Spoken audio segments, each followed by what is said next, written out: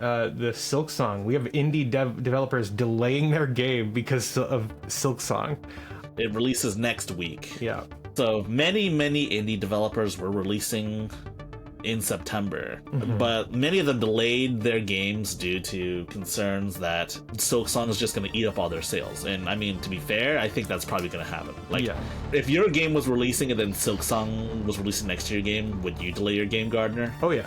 A fun story. When I released Doodlings, I had the date picked out like 2 months in advance, and then the day I released it, Supergiant Games stealth dropped Hades 2. Oh my god! I was like, are you kidding me, dude?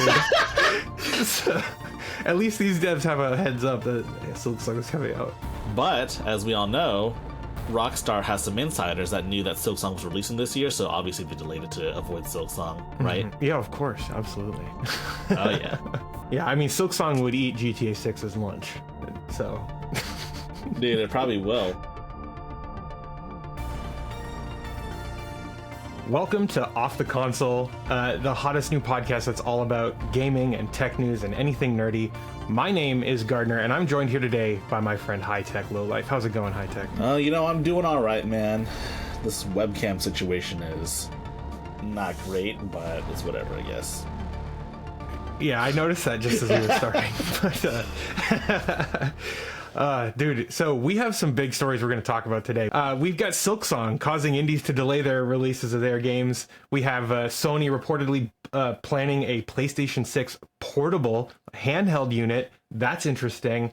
And then there's a ton of other topics we're going to hit on today. But we like to start the show off by talking about the games or the things we've been doing this week. So, High Tech, why don't you start us off? What have we been doing this week? So I've been juggling Ninja Gaiden Ragebound and Shinobi Art of Vengeance. Both are really good, by the way. Yeah, I've just had less time to play overall, but man, those are good. You should definitely pick those up. Yeah, I definitely want to check out. Did you say Ninja Gaiden? Yeah, Ninja Gaiden Ragebound. Ragebound. I think you were talking about that last week, right? Yeah. So for those who don't know, Ninja Gaiden Ragebound is like a throwback to the old like NES style of Ninja Gaiden games. Yeah. So it's a 2D action platformer. Let me just pull that up here. I think you'd really like it, Gardiner. And it's on GOG, DRM free. Oh, hell yeah. Wow, dude, this looks awesome. This looks like my kind of Ninja Gaiden game. Dude, I know you would like it for a fact. I think James would too if you were here. Yeah. Sadly. My favorite games in the series are the NES ones. Yeah, this is a throwback to that one. The bit of a spoiler, but the prologue has you playing as Joe Hayabusa, Ryu's dad, before he gets in that like fateful duel in the beginning. Oh, where yeah. You know the iconic cutscene? Yeah. Oh, yeah. Yeah, that. Yeah. Heck yeah. I'm definitely going to check this out. This is going on my wish list here. Where's the wish list button? Right there.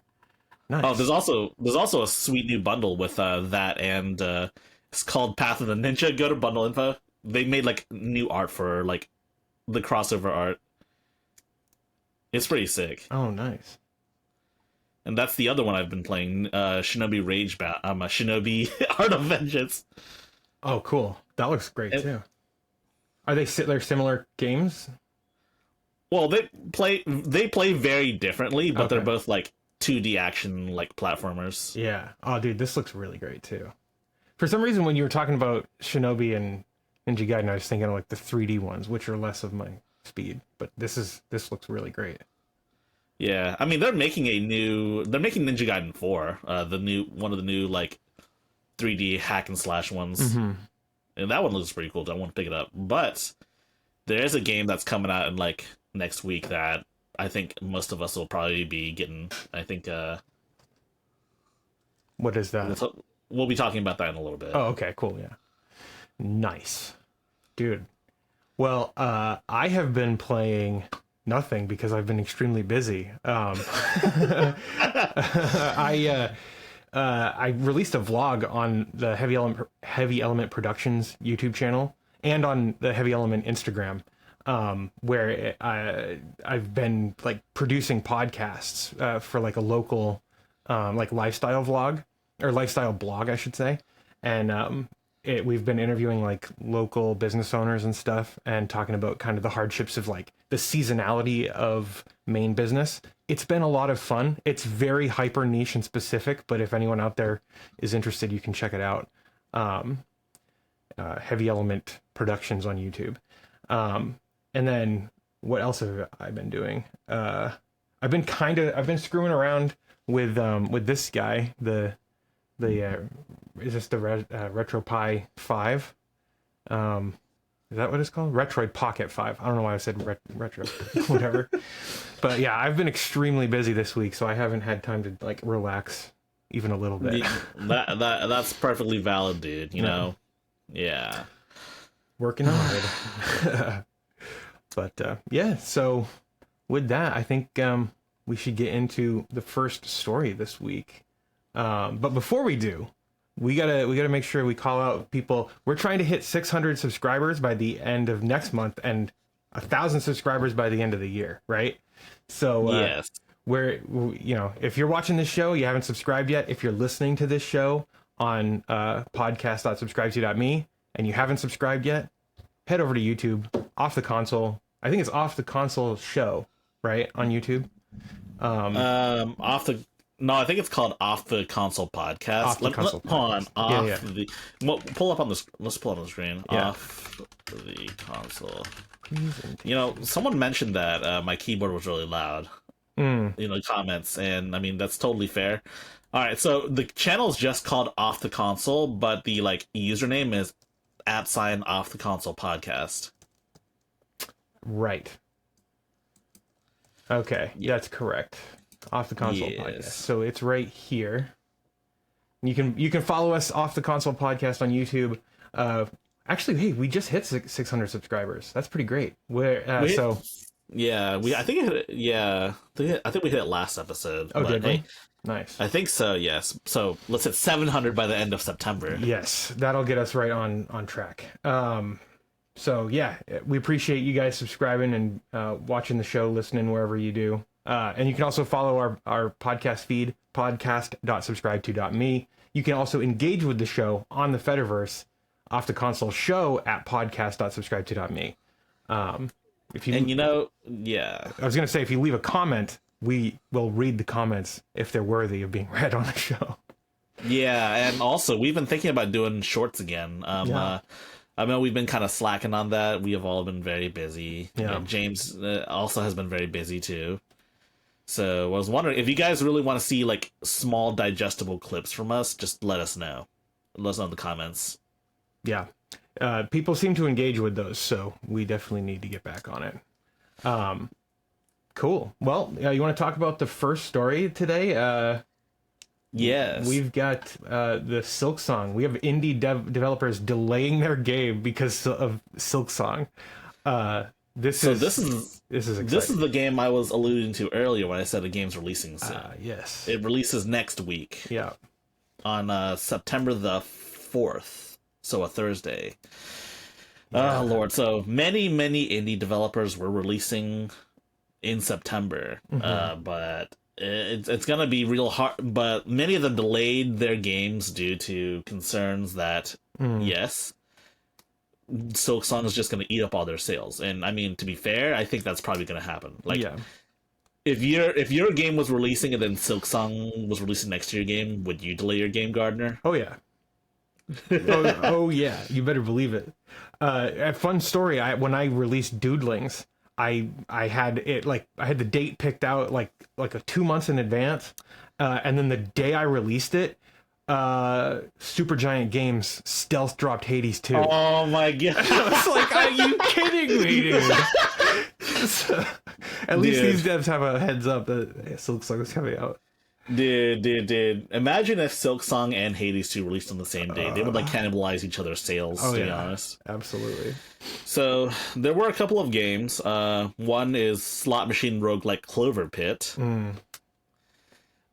I think it's interesting because like if these were all AAA developers doing this, and yes, some of them have like delayed games because of other much bigger games, they wouldn't mention the name. They wouldn't mention the game by name. They would be like, yeah, like this happened once with Final Fantasy XIV's expansion being delayed because of Elden Ring's DLC being released. And a lot of AAA developers were playing chicken because of GTA 6. They didn't know if it was going to release this year or not. Yeah. Oh yeah, we talked about that a couple weeks ago. Yeah, we did. Yeah. And but as we all know, Rockstar has some insiders that knew that Silksong was releasing this year, so obviously they delayed it to avoid Silksong, right? Yeah, of course, absolutely. Oh yeah. Yeah, I mean Silksong would eat GTA 6 as lunch. So Dude, it probably will. And they just announced the price. Oh, it's yeah? $20. What was the original when they launched it? I think they launched that at $20 as well, but it's, of course it's gone down in price since. Yeah. Interesting. So were there any other titles that delayed? It looks like Stomp the Sword of Miracles here. There's more in the list. There's more too. I think this article lists all of the games that got delayed that we know of. Aeterna Lucis, another Metroidvania. Yeah. I think it's been delayed to 2026 as a whole. Oh wow. And I think some of these developers were planning post release content, but given that the game is going to be delayed, I guess it's just going to be part of the launch release. Right. Yeah. Let's see, another one, Demon School. Not the same type of game. Yeah, a lot of these games aren't even the same like genre of games. Like Demon School's a tactical RPG, not the same genre, but yeah, of course they are keenly aware that Silksong would probably just eat their lunch. Yeah. Unfortunately. I mean, but also, like, this is not bad press for these games. Like, I hadn't heard of any of the games that we've talked about so far, but now, because they're delaying their game because of Silksong, definitely, they're on my radar now. Ooh, look at that tweet. Can you play 4x3 on your CRT like Demon School? That's a good question. That is a good question. You have a 4x3 CRT. I don't actually. I have. Well, I do, but I don't use it very often. I have a 16:9 flat CRT. Oh. Yeah.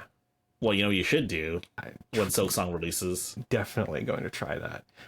There is a bit of like distortion on the side, so platformers, like 2D platformers, tend to like have some kind of warping. So they're not my favorite games to play on that thing. At least when they're in full like widescreen support.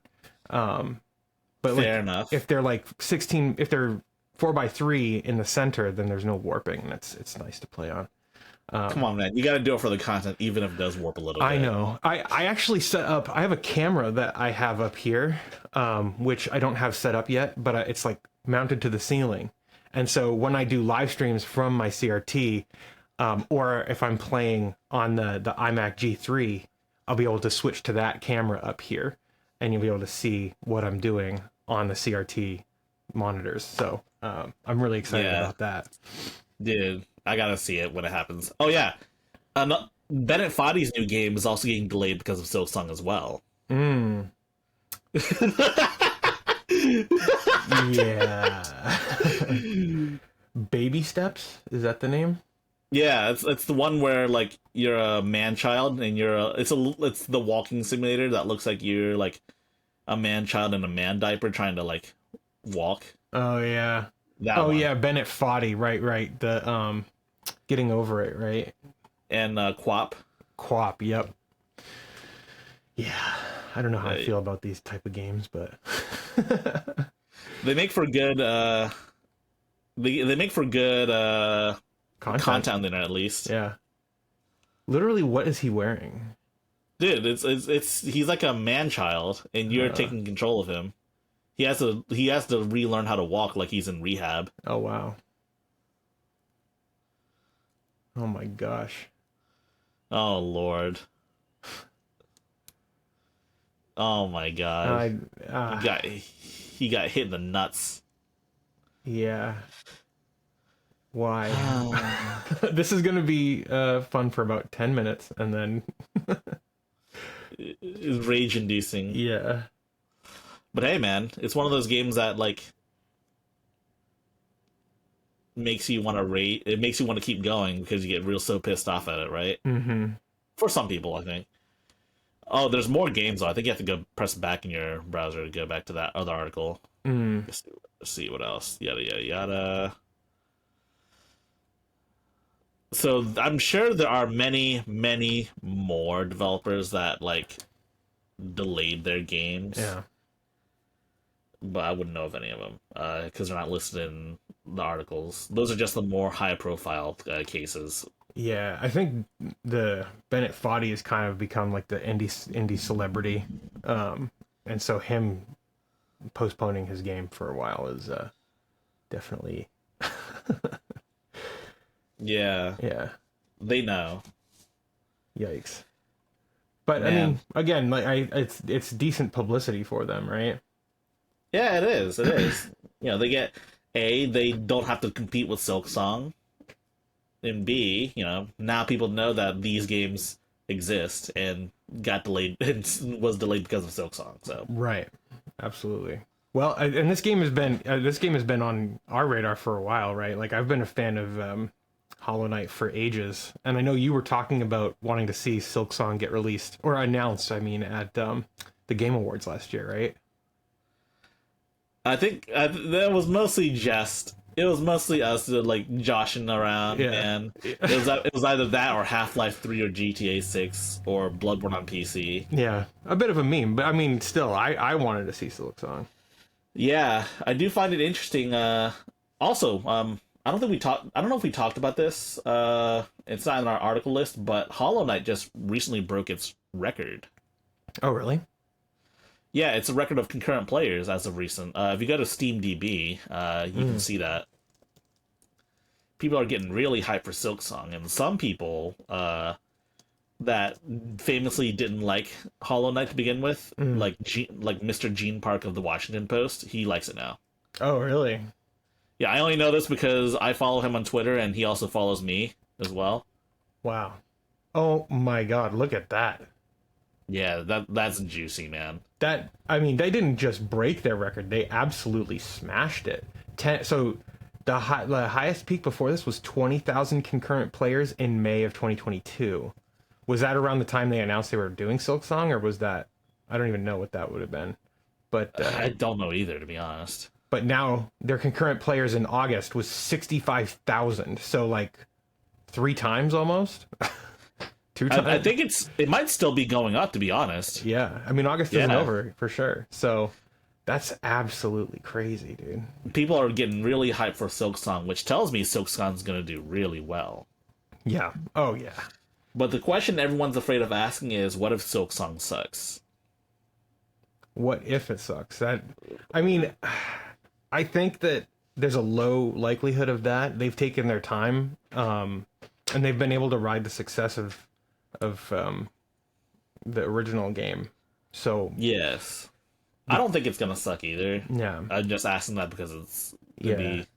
I mean, if it sucks, that would probably be pretty disastrous for their studio, right? Like, I think it would definitely be the end of Team Cherry for sure. Yeah. They made people wait so long for a game that if it sucks, then yeah, it's gonna be bad. yeah. What are like the big features of Silksong? Like, what I haven't been following it too closely. Dude, I have no idea Yeah. what's new in Silksong because they're famously not talkative about the game, as you know. Yeah. Like there's like no communication, so I don't even know what's really new besides the fact that you play as fuck, I don't even remember her name. I don't Silk know. something. Yeah. But she was a boss in the original Hollow Knight, yes. Mm. It features Hornet. Hornet. Yeah. Okay, so not Silk something. Man, I can't. It's a game with like almost minimal storytelling, like Yeah. direct storytelling. So I guess it makes sense that I can't remember. I don't even remember the main character's name in the original Hollow Knight. Mm. He's called the Knight. Oh yeah, fair enough. Fair play, Team Cherry. Fair play. All right, but the question is, are you gonna drop what you're doing to play Silksong?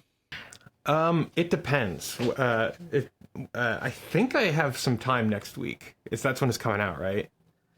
Yes, that's Yeah. right. It comes out Thursday. Yeah. See, so I definitely want to play it. I think I have time to do it. I'll probably play it on stream too.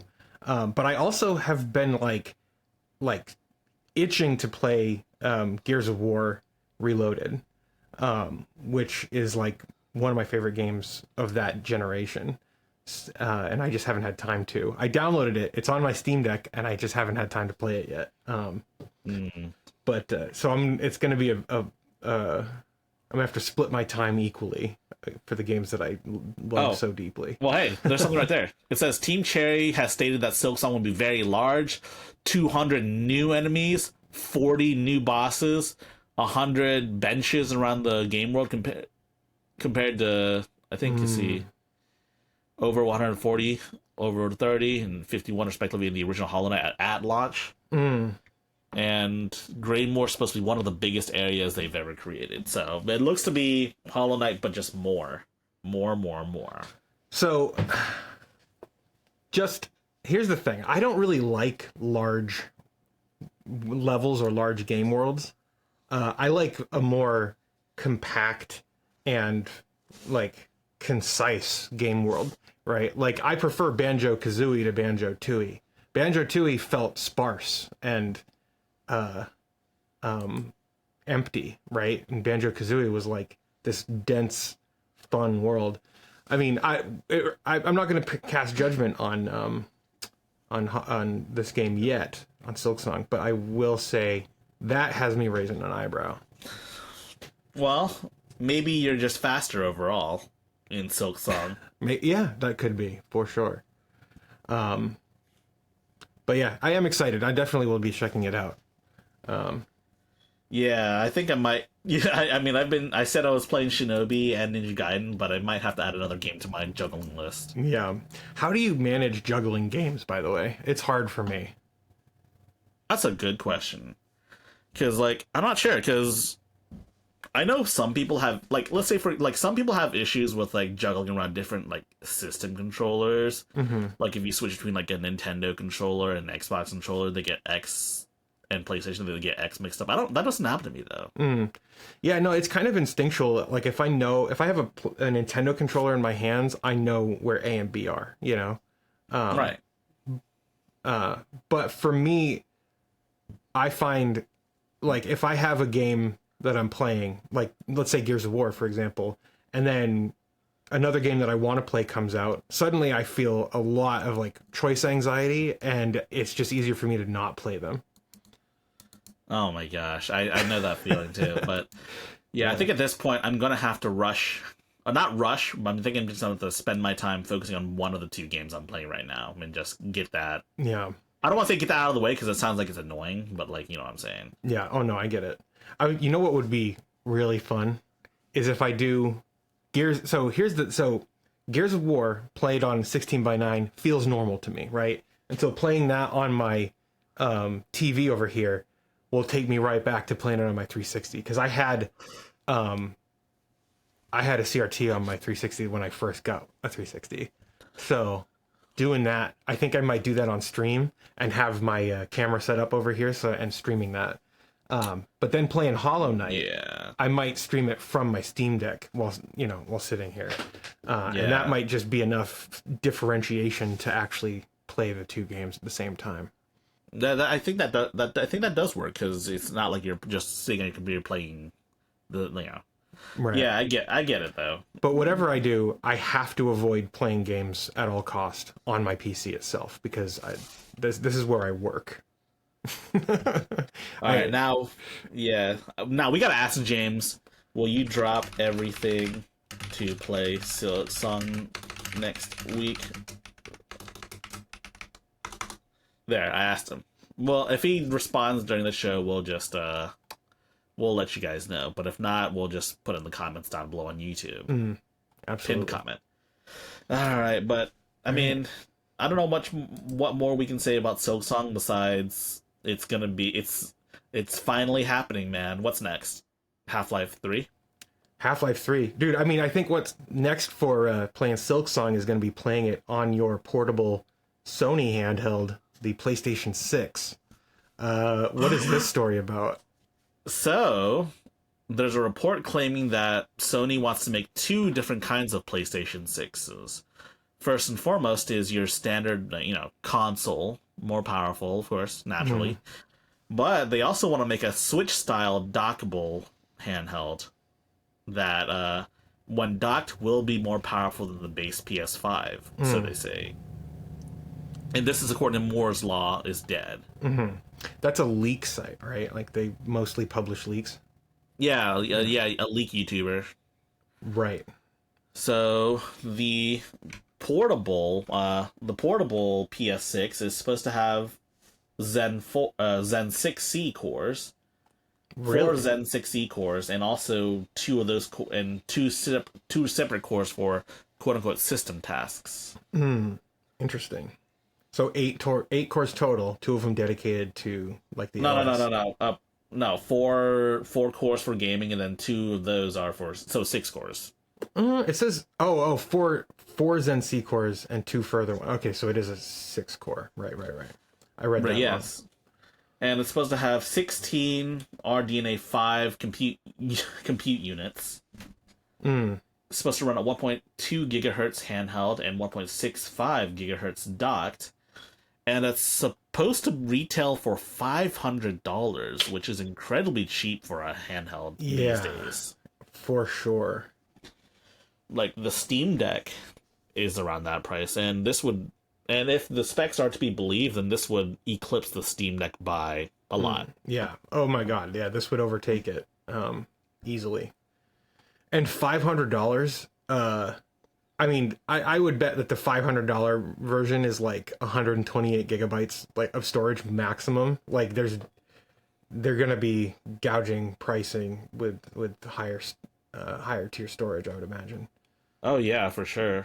But like $500, that's crazy. I would consider picking up a PS6 at a handheld one for $500. Absolutely, yes. Yeah. That said, my personal opinion though, I see a lot of games running poorly on not just PC but also on consoles as well. Yeah. Like Monster Hunter Wild still runs terribly. So it's not just on the base PS5 but also PS5 Pro as well, which makes me wonder. This makes me wonder if games can really get much better. And I think Sony's seeing the writing on the wall, and that's why they're going for a more portable approach. Right.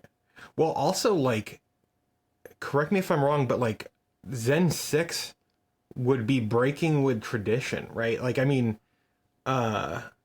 even when the PS5 released, the generation of like CPU, APU hardware was like 1 or 2 generations old at that point, right? Like, right. Zen 6, if they release this in 2027, Zen 6 is going to be pretty new. Still, like, so that just boggles my mind a little bit. I mean, they look like they're really going for like the state of the art versus like tried and true stable CPU hardware. I mean, that's totally valid, but I think for like higher efficiency gains, I mean, going state of the art might be the way to go for like a handheld like this. That's what I mean, that makes sense. But I mean, even the Steam Deck was like, I know it was delayed by like 6 months, but like it's still like the CPU was older, right? The CPU was older, but at the same time, though, it was still like the most powerful APU, because you couldn't buy any APUs with RDNA anything in them. Right. No handhelds had RDNA at all. They were still all running Vega. They were all either running Intel or they were running AMD with Vega, I think. So that's right. Vega was like the big deal for handhelds and for like mini PCs too. Yeah, and as a result, the Steam Deck was not only cheaper than like the original Aya Neo, which was at the time the best handheld, but it was also like substantially more powerful and power efficient. So the Steam Deck at the time basically was the best of like both worlds. at the time. For sure. It wasn't considered the cheap handheld. It was considered just straight up the best. Yeah. And the cheapest too. Yeah. I mean, and if Sony, if these rumors are true, then Sony would definitely be swooping in and stealing that. Both badges there, cheapest and most powerful. Yes, and the Steam Deck should just opt to do the same thing too. I'm hoping we get a Steam Deck 2 at some point. But I mean, I don't know when that's gonna happen, to be honest. I would love to have a Steam Deck too. I would even take like Fremont as a console. Like that would be cool as well. Well, hopefully it happens sooner than later, man. I'm sick of waiting. Wait. So I remember the OLED Steam Deck had some benchmarks leaked a couple of months in advance, right? Yeah, Before it was announced. Yeah. So maybe it'll only be a couple of months until we get Fremont, sometime towards the end of the year. I would hope that it's like in time for Christmas. Dude, Fremont's gonna be sick. Dude, I would if they also come out with Half-Life 3 at the same time. Boy, howdy, would that be exciting. That would be the best Christmas of my adult life, let me tell you. It might be the best Christmas of your whole life. Yes. At that point. I don't know, one Christmas I got a little Super Nintendo keychain. It was literally a Super Nintendo shaped, but it was like this big, and it was on a keychain, and you would push in on the reset button, and it would play the Super Mario theme, Super Mario Bros. Theme, Super Mario World theme, and I loved that thing more than anything I had ever loved in my entire life. So, dang. Don't tell Emily. I know. Yeah, she would get really jealous. But dude, it's crazy, man. I mean, we hear so much about gaming getting more. It's crazy that they would drop this $500 bomb when, when the prices of consoles have been going up. I know. Yeah. Maybe they've got like a really good deal with AMD or something. Who knows? Yeah, or maybe. Yeah, I hope so, man. AMD's right now on top of the world, which does kind of have me concerned, because like the last time someone was on top was Intel, and we know how bad Intel shit the bed for like a decade. Oh my gosh, yeah. They're still paying for their sins. Yep, they are. Yes. Speaking of sins, Nintendo. Just Nintendo, no need to elaborate further, but no, many developers at Gamescom said they weren't able to get Switch 2 dev kits still. How do we feel about that, High Tech? Well, I would imagine Nintendo would want to make as many of these dev kits as soon as possible and get them out to as many developers as possible to get third-party support, because remember the last system that didn't get much third-party support with the Wii U? Yeah. Yeah, that I'm not gonna say that nearly killed Nintendo, but that was a bad time. It was definitely a heavy blow for them, for sure. Yes. What's interesting though is that it seems like Nintendo are just telling these developers to develop the games for the Switch 1 and rely on backwards compatibility. I mean, that's not a great response from Nintendo, is it? Like that, I mean, especially with it all being through basically a Proton-like abstraction layer on a handheld. I mean, I'm saying this as a Steam Deck fan. With, I don't know, it feels like there could be optimizations that developers could do for something like the Switch too, that Nintendo's just not putting their money into the development for third parties, and that could spell disaster for them. I mean, the headline here says Nintendo seems to almost be discouraging Switch 2 development, and if I were a developer who had any interest in developing for Switch 2, I would feel snubbed by this. I feel like Nintendo, I think if this were Sony, they would probably dissuade you from making PS4 versions of a PS5 game, not the opposite, right? Yeah, you would think so, right? Yeah. Like, I get it, you can make a Switch 1 game and it works on Switch 2, yeah. But at the same time, though, what if I want to make a game that doesn't run well on the Switch 1? What if they did this like CD Projekt Red, who released Cyberpunk? Cyberpunk was one of the best-selling Switch 2 games because like it was a graphical showcase of what the Switch could do, right? Yeah. The Switch 2, I mean. Yeah. My question is this a strategy from Nintendo? Because they have such a huge install base for the Switch, that they are still making a ton of money, maybe even the lion's share of their income on the Switch, right? Like sales for software on that. So maybe they're trying to like extend the life cycle of the Switch 1. I mean, it makes sense. Yeah, I can definitely see that because I mean, yeah, the install base is there. And I mean, come on, they literally raised the prices of the Switch 1. There's no way they're gonna like stop anytime soon. Yeah. I mean, there's an interesting exchange between John and Oliver on Digital Foundry. John said Nintendo seems to be almost discouraging Switch 2 development to some degree, where I've spoken with plenty of developers where they say they were either told that their game, they should just ship it on Switch 1 and rely on backwards compatibility. There's a lot of developers who are unable to get Switch 2 dev kits. We talked to a lot of devs at Gamescom this year, and so many of them said the same thing. They want to ship on Switch 2. They would love to do Switch 2 versions. They can't get the hardware. It's really difficult right now. And then Oliver said, I don't really understand the strategy because, like you said, even now developers are struggling to get systems. And I know that some months ago, when we were, hearing things through the grapevine and talking to people, there were some weird exclusions with some big developers struggling to get kits for games, from what I heard. So that's just crazy, man. Like there are some even AAA studios that aren't able to get developer kits for the Switch 2. Man, those are the people you really need to get dev kits, like ASAP. Yeah, definitely. I mean, I can understand like prioritizing certain devs over others, right? Especially if Nintendo's having a hard time even fulfilling the request, fulfilling the demand, I should say, of the Switch 2 in the public. But they're not really having that issue, right? Like the stock for the Switch 2 has been more or less there, right?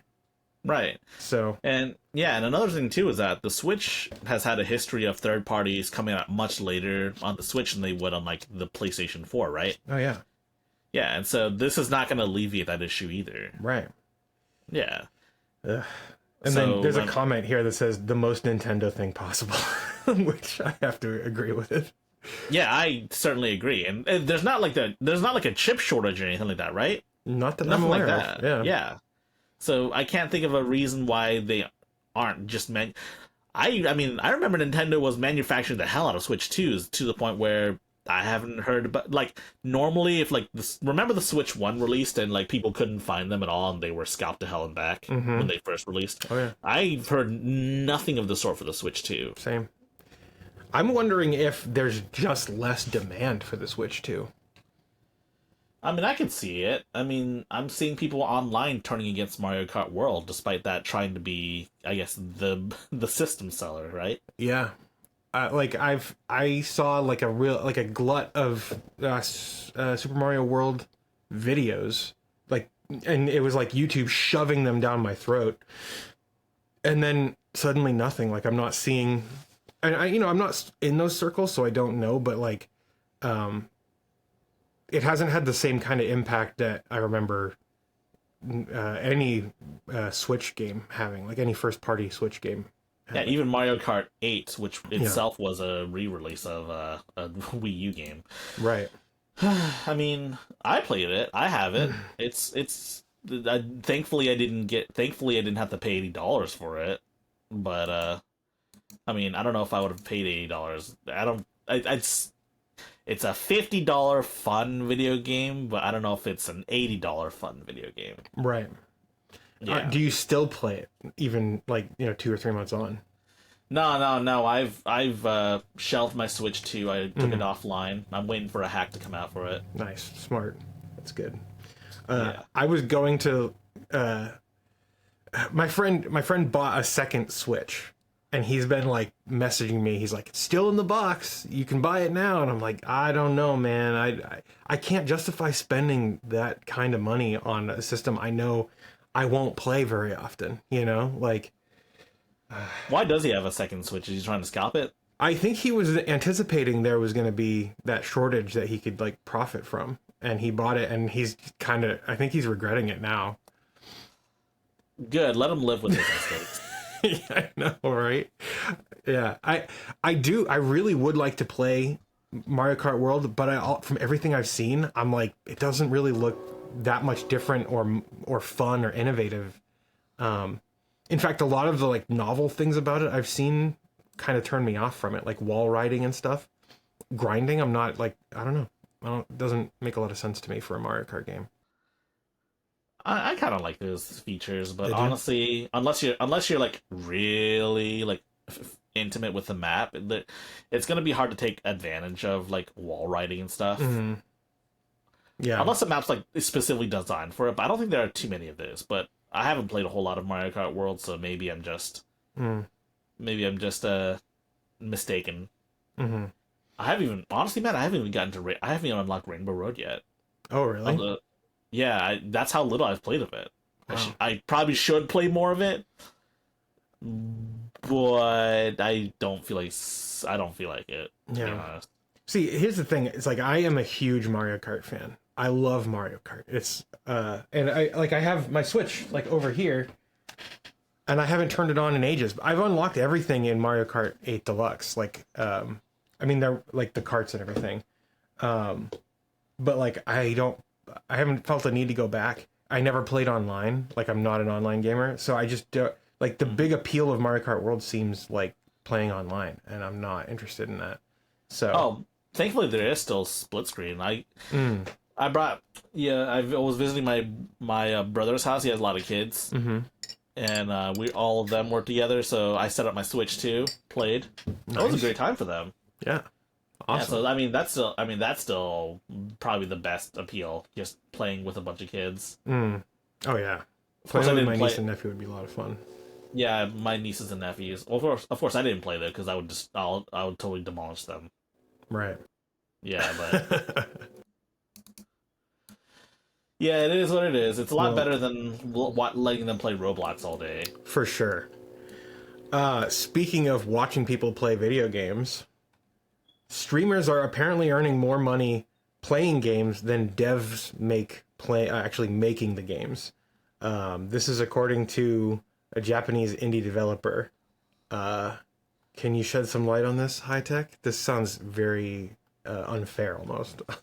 So there are concerns from Japanese indie devs that streamers make a lot more money from streaming games than the developers do themselves, which yeah, I agree is totally unfair. Like, you didn't make the game, you're just kind of playing it. And like, okay, all right, it's gonna go to a rant about React content, but I also think React content is super lazy as well. Oh yeah. Yeah. That's why I don't tend to do it unless we're doing like a live stream of like a special event. Yeah. Yeah, something like the Game Awards. I try to avoid React content unless I feel like I can add something to it. So yeah, but for the most part, yeah, reacting is pretty lazy. Yeah. That said, there are. I mean, like, some of it I don't always agree. Some of the discussions I don't always agree with. Like, for example, sometimes streamers can bring more money to a game, especially like remember Among Us? Yeah. Yeah, Among Us was a small game. It made a little bit of money, but I don't think it made that much money, and it wasn't super popular until streamers got a hold of that game, and that's that, right? Yeah. But at the same time, though, I don't think it's reasonable for streamers to make more money off of a single stream of playing a game than a developer would. Yeah, I mean, it's tough because it's like I can see like not really a royalty, but like I could see it feeling more fair if like platforms like Twitch or YouTube gave a cut of ad revenue to the developer. I don't feel like it's fair for it to come out of the what the streamer is earning though, right? Like I it should come out of the agree. platform and not the streamer. Yeah, but Amazon's not gonna do that. It would cut True. into their precious ad funds that they're trying to Yeah. shove down everyone's throats. And plus, they are cutting money from the streamers anyways. Yeah, they are. Well, Yeah. that's what I'm saying. It's like as a content creator, it's like if I wanted to highlight a game, a game that I love or whatever, it wouldn't make sense for me to have to pay to highlight it, right? And that's why, and especially because and Twitch are screwing over creators right now. It feels like they should be forced somehow to for them to make the payments to developers, you know? Yeah. So there's a quote a little bit further down on your screen now. It says, "A famous streamer played the game I made, but despite their streaming getting hundreds of thousands of views in just one night, they didn't include a link to a game. They didn't include a link to a game to my game in the video description, and it didn't have any positive impact on the game's sales. Yeah. They just got a free ride from my game, made a quick buck, and that's it."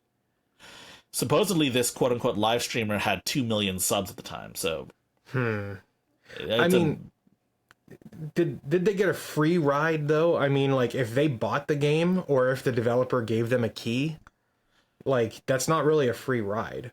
But I don't know. I can understand feeling a little like it feels unfair to the developer though. Like, well, I think if they gave him a key, then they would, should have to at least provide a link, right? Yeah, I would think. Yeah, I would think that too. I think it's just general courtesy because I know a lot of people. A lot of people are curious about what games I play in my own videos. Like, I usually label them, but I kind of forgot to label some games I played in a recent review I did for like a controller, and I had a ton of questions asking, "Oh, what game did they play at this timestamp?" Yeah, I always try. I forget sometimes. Yeah. You know, the thing is, one of the things that I have found is like there's a lot more incentive for me to remember to put links to games if I can like link to Humble or another site that has affiliate promotions, right? That Like, makes sense. So if you're worried about that, you know, as a developer, put your game on Humble, put your game on GOG, give the streamers the incentive to link to your game, because then they can make money from it. And if they have a huge following, then they have an incentive to be like, hey, use my affiliate link below and buy the game, you get a cut. Like that feels like the most fair way to do this, because then, you know, if you make a shitty game that someone's playing just to make fun of, then you don't deserve to like make money if your game is crap. You know what I'm saying? Like, but if you make a good game and the streamer makes it appealing to people for them to, you know, and the streamer can make a little side money from an affiliate link, that seems like the virtuous cycle that many of us already benefit from, you know? Yeah. Also, the thumbnail, the game they used, it's hilarious. Well, go up. That game right there, I know what it is. It's called Needy Streamer Overload. It's hilarious. Oh, really? Yeah, so basically it's like a simulator, sort of like streaming simulator where you like you make a girl, Ame-chan, a streamer. And oh my god, there's a lot of like different endings and different like types of streams you can do and like ways you can. I think one of them was like you can turn into like a cult leader. Dude, it's awesome. It's so funny. You need to check it out, dude. Okay. What's it called? Needy Streamer Overload. Nice. Dude, it is insane though. Needy streamer? Yeah. Interesting. But it's also like kind of dark in many ways too. Yeah. Despite all the pastel pink. It's one of those games. Yeah, I like the kind of retro vibe of the UI here. Interesting. Dude, conspiracy theories. That's Oh, and she also takes drugs too. If you make her. Interesting. That's going on my wish list too. Oh, I'm not signed in. I'm on the browser, but yeah. Nice. 16 bucks. That's not bad either. Well, dude, I don't know. What else about this story? Anything else? Nothing in particular. But just figured it'd be interesting to talk about because I mean, some parts I agree with, some I don't agree with. Mm-hmm. Yeah, I mean, I would say some of I'm sympathetic to both sides of this as a game developer and as a content creator. And I think, like, on the one hand, it makes sense. It's a little more fair, but like I said, there are ways that aren't, bordering on extortion in order to get to make revenue from your game. And speaking of extortion, tariffs. So postal services around the world. That was a terrible segue. I was really stretching for that one. Postal services around the world are suspending deliveries to the United States because of tariffs. What's going on here? They also patched a rule out where you can ship stuff that's like worth less than $800 for free. Yeah, the de minimis rule. Yeah. Yes. And that was probably the backbone of importing businesses in America. Yeah. Like Temu, for example. Yeah. I'm of two minds about it. Stuff like Temu, like the absolute dregs, the cheapest. I'm not gonna weep for Temu, but I will say that this is going to be even more disruptive and even more inflationary. I think Temu has to live if we want a market that doesn't suck ass, to be honest.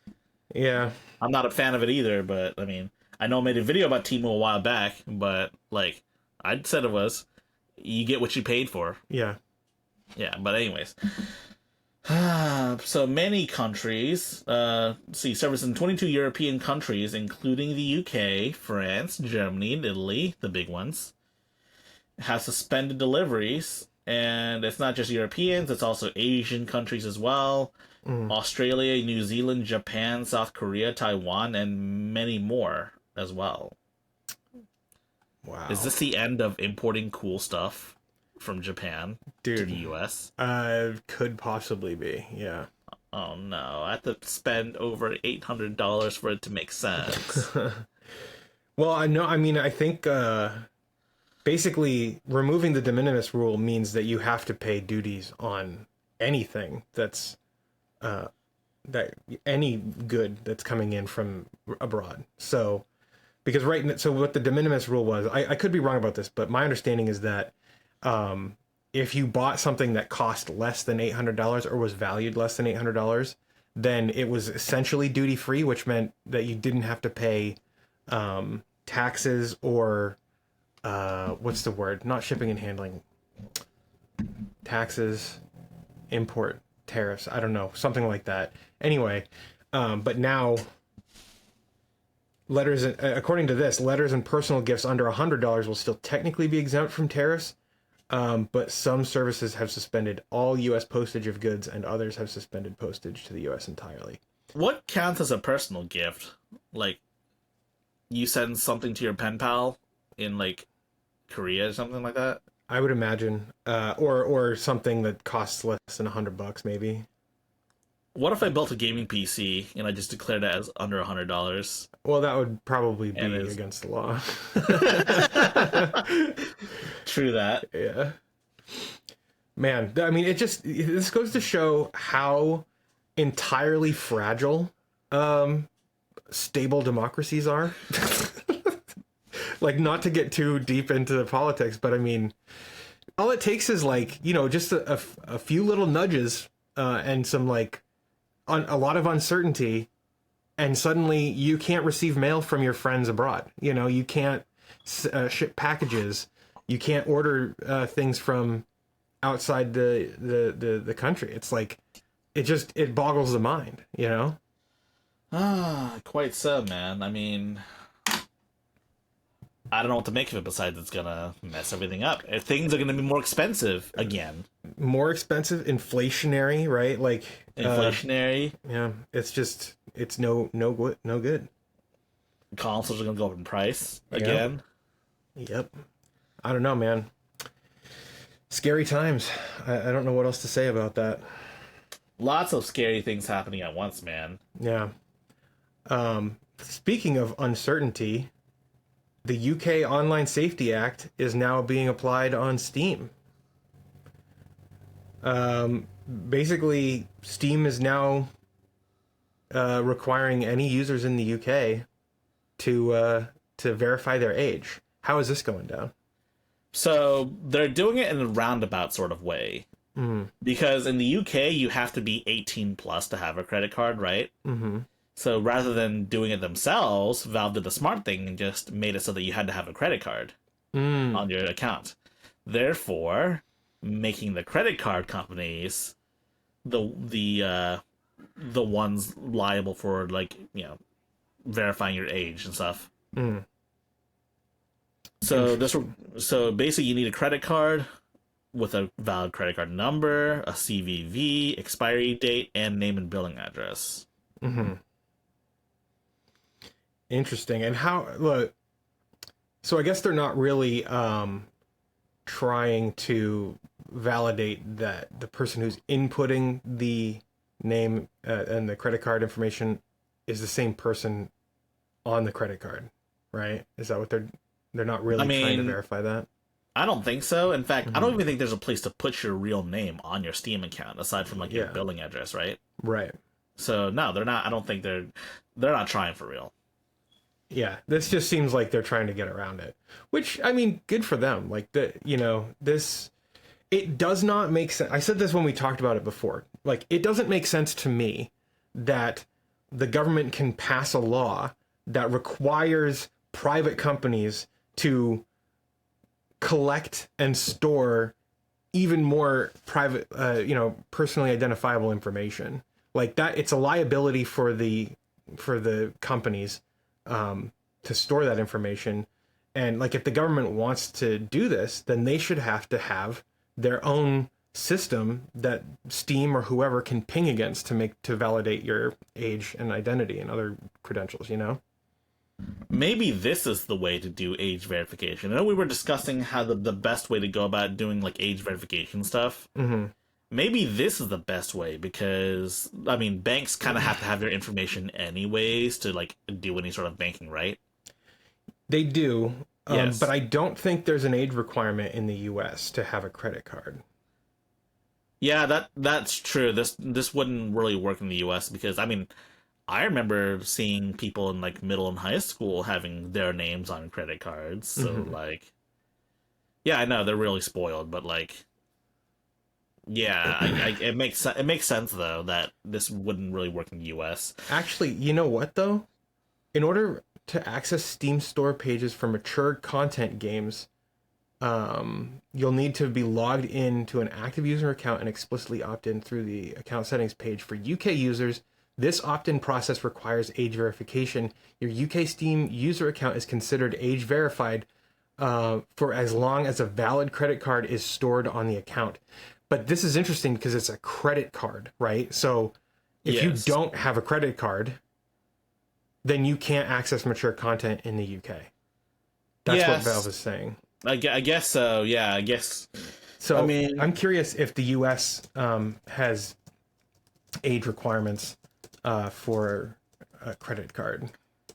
I think to actually open up your own credit card account, you have to be of age. But like, if you have an account and you want to, like, give your kid access to that card with their name on their card, then I think you can add your kid as an authorized user.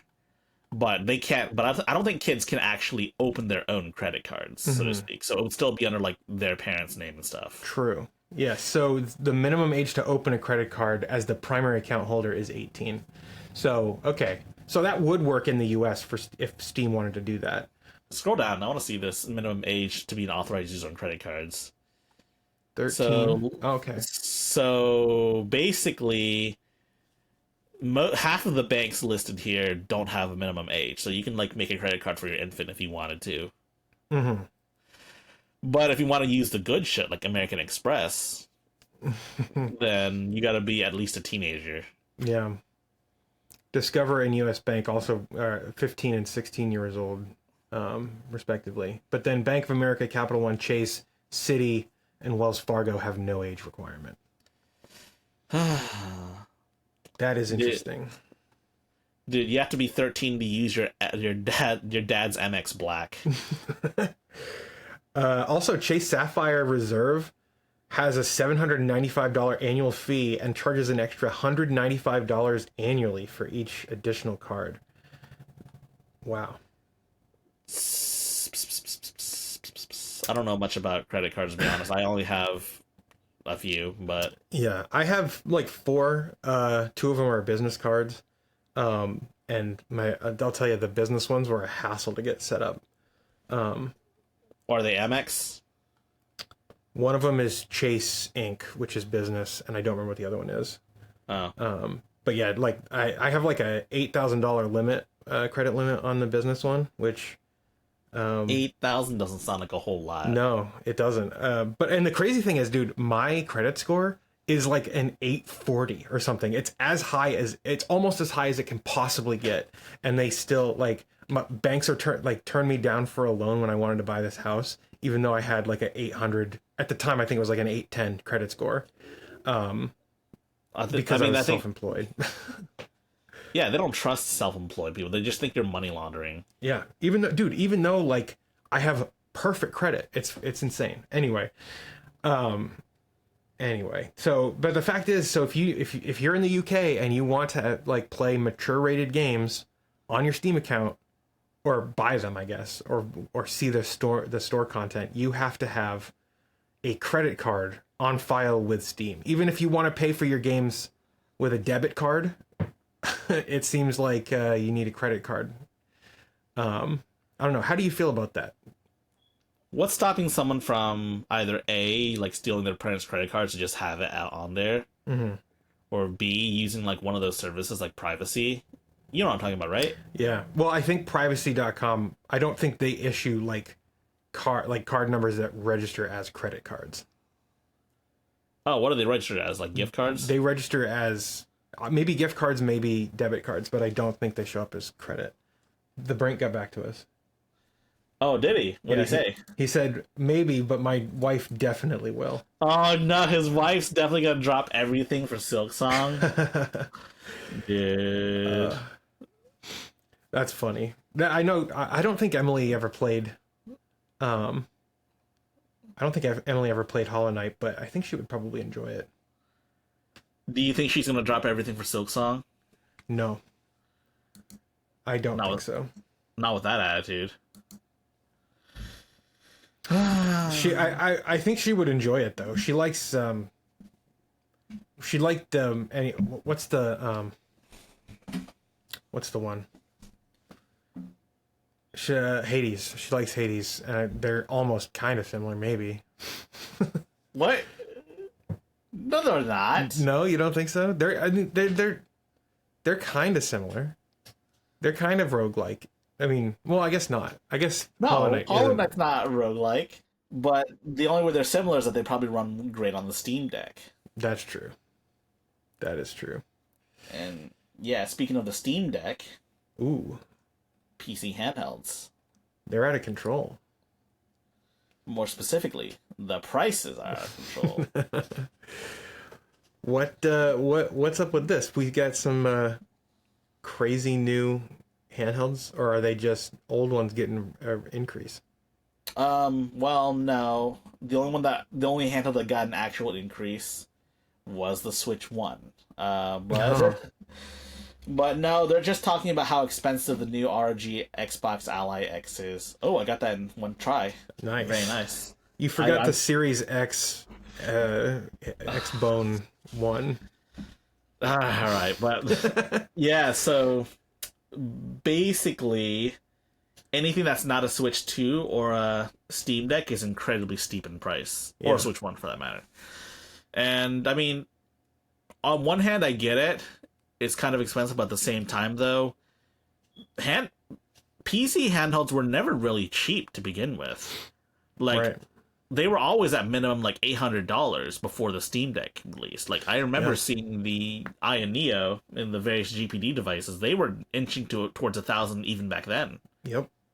I remember when I bought my GPD Win 2 on what was it? Indiegogo, is that right? I think that was so, yes. GPD Win 2. I don't remember what I paid for it. I think it was like $800 though. Something. I think it was like $800. And I remember being like, that's steep, but I really want to play games on it. Did you play games on it? No, not really. I didn't like it. Was not very comfortable to hold. Do you remember what that thing looked like? I know what it looks. Yeah. I never had one, but yeah, I guess it makes sense. I liked the form factor. I thought it was nice. The analog sticks were good-ish, but I hated the little toggle switch to switch between mouse and gamepad mode, and also like the triggers were arranged in a very strange way. You can see here there's 3 triggers on the back, and this is the right bumper or the right analog stick click, right? Oh, right. They didn't click back then. Yeah. So and then these were like super tacky, like a mouse click, you know.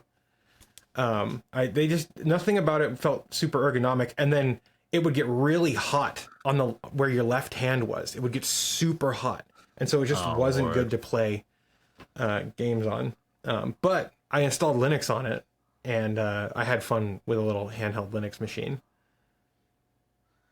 And this was pre-Steam Deck, right? Yeah, this is definitely pre-Steam Deck. This was like around the time that the Switch came out, I think.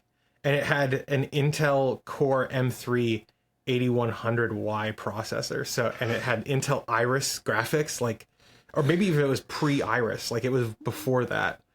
Intel UHD graphics 615. So you could really only play like indie side scrollers and stuff, you know. Oh yeah. Yeah. Despite them using pictures of Dark Souls 3, you probably couldn't play that well. No, I don't think I ever tried that, but I doubt that would work. So I understand the article's frustrations, but I don't necessarily agree with the premise, because PC handhelds have always been expensive. The Steam Deck has always been a bit of an outlier, to be honest. Yeah, I mean, Valve can afford to do it. But most of the other like vendors, like PC handheld vendors, are fairly boutique, right? Like it's not like they're doing high volumes and selling millions of units, right? Yeah, most of them are not Lenovo or Asus, so they definitely can't afford to do volume. But even then, like GPD, like the GPD 1.5, I think we talked about this a few times already. It looks like a really cool device, but I can't imagine it being less than like 1,500 minimum. Right. Yeah. It's I don't know. It makes sense because PC hardware is just expensive, and with high end, you're not only contending with like high end APUs and stuff. You're also contending with greater engineering that has to go into it to make sure that it's comfortable to hold. Because honestly, I haven't, since the GPD Win 2, I haven't used a device that has been that uncomfortable to hold in my hand because of the heat, right? And that requires engineering. It's not just like they can slap a Ryzen 9 into the machine and call it a day. They have to design it with airflow in mind and testing and prototyping and stuff. So yeah, you're gonna end up with a higher overhead, and at lower volumes you get costs are higher. So it's never been super inexpensive for them to make these things, but I think Valve has kind of shifted the perception of, and along with the Switch 2, or the Switch, I should say. The Switch 2 is overpriced. I don't know. I think if the Steam Deck 2 is going to be successful, they need to have it hit a $400 price point. I get it. The big bad T word is making everything more expensive, and it's probably what's causing the ROG Xbox Ally X Series SX to be like close to $1,000. Yeah. Instead of the MSRP of like $700, $800 with the original Ally X. But like, I think Valve has to hit it, and I'm sure Valve would be willing to take a slightly bigger hit on hardware. Yeah, because like, think about it. How many games have you bought on Steam that you haven't touched? Dude, too many. How many games have I bought on my Steam Deck intending to play them without actually playing them? Too many. Yes, that's pure profit for Valve. Yeah.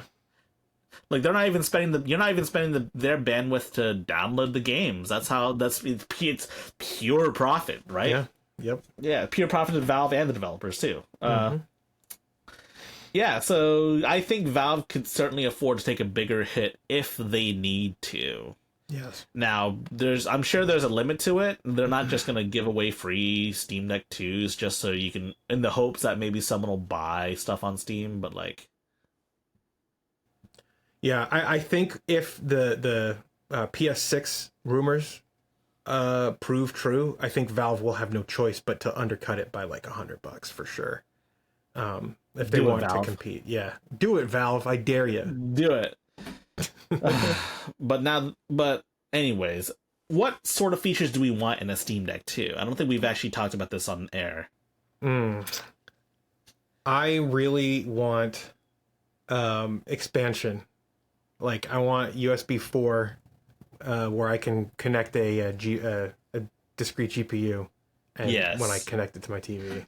I agree. USB 4 is a must. Yeah. I understand that the Steam Deck was released in a weird state where we didn't have Thunderbolt 4 / USB 4, but like, it's a thing now. We did have it, but AMD didn't. Like, it was on Intel CPUs, but yeah. But now that we have it, I think it's a must. Yeah. And I think Valve would be stupid not to do it, quite frankly. Yeah. I would like an official docking station that has either expansion, like a slot that you can expand, or it comes with like a dedicated GPU built in. But that's probably very niche, so I don't know if they would actually do it. But I think if they were going to go that route, I think they would just stick with one GPU inside the dock and not have to worry about like multiple different. Instead of worrying about like having an external GPU like caddy where you can stick your own like NVIDIA GPU or whatever, I think they're just going to focus on having like a 7600X or whatever, XD or whatever to get it in. Yeah. It really, I mean, it's easier to focus on one subset of hardware, right? Yeah, absolutely. I don't know, what features would you want? Ad hoc. Dude, ad hoc, yes. Ugh. So for those who don't know, or maybe are too young, the original DS and the 3DS and the PSP and the Vita all have the ability to play local multiplayer games wirelessly without the need for like a router. And I've mentioned this a couple of times online in various different places. Some people call me stupid because they're like, oh, you could just tether your phone. Well, fuck you. How about that? Yeah. I mean, here's the deal. You can technically do ad hoc, right, on your Steam Deck. But you have to go into your desktop. Like, you have to drop out of Steam game mode. You have to go to your desktop, set up an ad hoc network, and then get all your friends to join it, right? It's not an easy or good experience, right? Yeah, see, you lost me at leave game mode. So my idea for ad hoc would be like kind of like how they did it for like the PSP or the DS, where Valve could make an API where you could just have some sort of built-in lobby system, because that's kind of how like all these old ad hoc games worked. It would make a lobby and you'd like join it if you detected the lobby within.